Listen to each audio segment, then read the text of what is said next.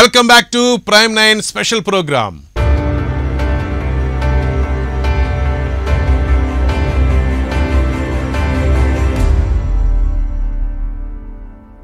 గత కొంతకాలంగా భగ్గుమంటున్న petrol diesel ధరలు ఇప్పుడిప్పుడే దిగి వస్తున్నాయి. నెల రోజుల్లోనే 7 రూపాయలకు పైగా పెట్రోల్, 3.5 రూపాయల మేర డీజిల్ తగ్గుతూ వస్తున్నాయి.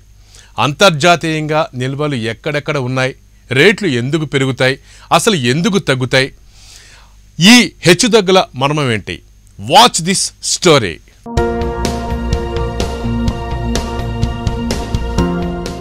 ప్రపంచంలో అత్యధిక చమురు నిల్వలున్న దేశాలు 10.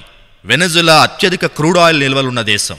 Saudi Arabia, Canada, Iran, Iraq, Kuwait, United Arab Emirates, Russia, Libya, America దేశాల మధ్య వ్యూహాత్మక సంబంధాలు ముడి చమురు ఎగుమతులు, దిగుమతులపైనే ఆధారపడుతూ వస్తున్నాయి.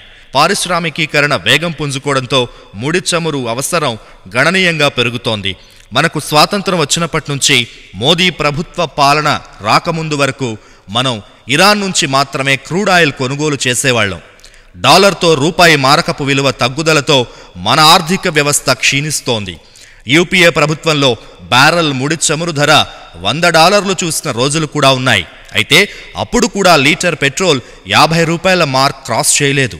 బహుశా యూపీఏ ప్రభుత్వం పెట్రోల్, డీజిల్ ధరలు పెంచితే ప్రజలపై భారం పడి తమ ప్రభుత్వంపై వ్యతిరేకత వస్తుందని చమురుని అప్పుగా తెచ్చారు. దీంతో ఇరాన్ ప్రభుత్వానికి 48,000 కోట్ల అప్పును మిగిల్చింది.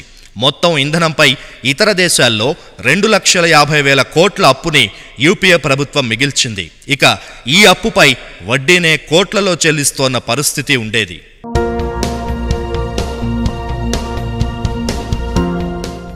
భారత్ ముడి చమురు అవసరాలు దాదాపు 80% దిగుమతుల ద్వారానే తీరుతున్నాయి.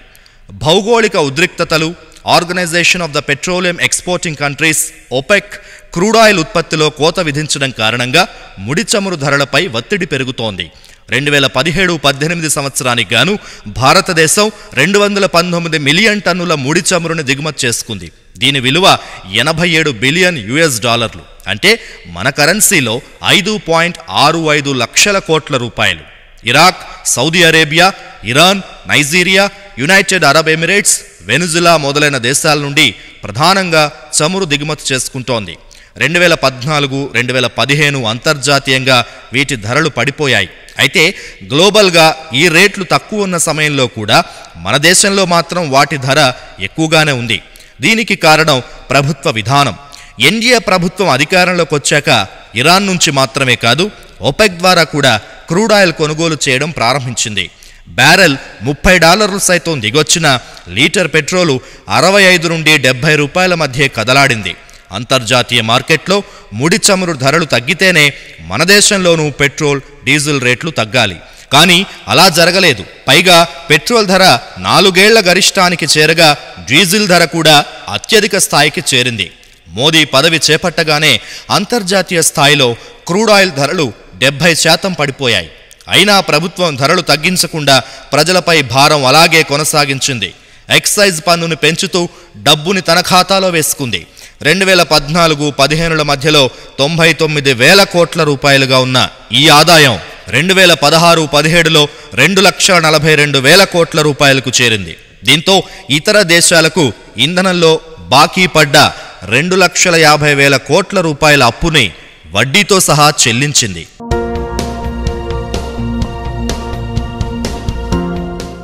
అమెరికా ఇరాన్పై తీవ్రమైన ఆంక్షలు విధించింది. ఇతర ఖండాలకు చెందిన దేశాలు కూడా ఇరాన్ నుంచి ఆయిల్ దిగుమతులు చేసుకుంటే కఠిన చర్యలు తీసుకుంటామని ట్రంప్ సర్కార్ హెచ్చరించింది. అయితే ఇరాన్ నుంచి ఆయిల్ దిగుమతులు చేసుకుంటున్న ఇండియా సహా 8 దేశాలకు తాత్కాలికంగా ఉపశమనం ట్రంప్ ప్రభుత్వం కల్పించింది. ఇదే సమయంలో ప్రధాని మోదీ ఇరాన్తో వస్తు మార్పిడి ద్వారా వాణిజ్య సిద్ధాంతాన్ని అమలు చేశారు. ఇరాన్ నుంచి మనం దిగుమతి చేసుకుంటున్న క్రూడ్ ఆయిల్కి బదులు మనం ఇరాన్కు బియ్యాన్ని ఇచ్చే విధంగా ఒప్పందం చేసుకున్నారు. దీన్నే బార్టర్ సిస్టమ్ అంటారు.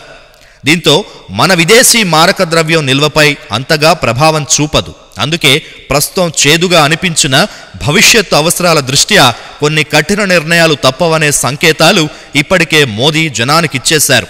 రిఫార్మ్స్ పేరుతో అప్పులకు చెక్ చెబుతూ ఫ్యూచర్లో చమురు దిగుమతులపై అన్ని డోర్లు ఓపెన్ చేశారు మోదీ. అందుకే గత నెల రోజుల క్రితం 85 రూపాయల వరకు వెళ్లిన లీటర్ పెట్రోల్ ధర ప్రస్తుతం ₹7.25 మేర తగ్గి ₹76.35 దగ్గర ఉంది. డీజిల్ కూడా ₹4 మేర తగ్గి ప్రస్తుతం ₹71.27 దగ్గర కొనసాగుతోంది. డాలర్తో రూపాయి మారకం విలువ బలపడ్డం, అంతర్జాతీయంగా ముడి చమురు ధరలు తగ్గుముఖం పట్టడంతో పెట్రో మంటలు ఇంకా తగ్గే ఛాన్స్ ఉందంటున్నాయి మార్కెట్ వర్గాలు.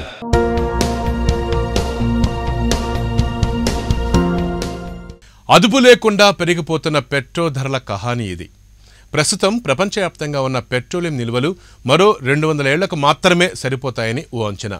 ఇదే గనక జరిగితే ప్రజా రవాణా ఆగిపోయి జనజీవనం స్తంభించిపోతుంది. అందుకే ప్రభుత్వాలు రెన్యూవబుల్ ఎనర్జీపై దృష్టి సారించి రాబోయే పెను ప్రమాదాన్ని గుర్తించి నివారణ దిశగా అడుగులేస్తాయని మనము ఆశిద్దాం.